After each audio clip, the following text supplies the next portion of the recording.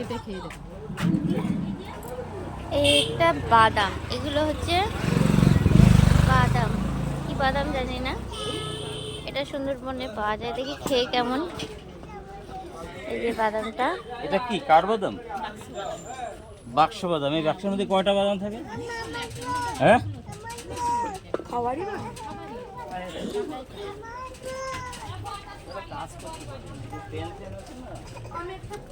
হুম,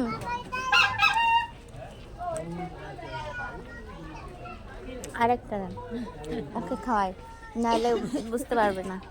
না বলি এগুলো খেতে খুব ভালো লাগে, আমরা খাই তো বসে বসে কি করে একটু একটু বেশ খেতে লাগে। এ মাতানো ভাতানোর ব্যাপার নেই তো।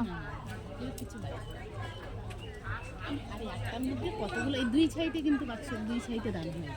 আচ্ছা আচ্ছা, এই যে এইগুলো হয়েছে।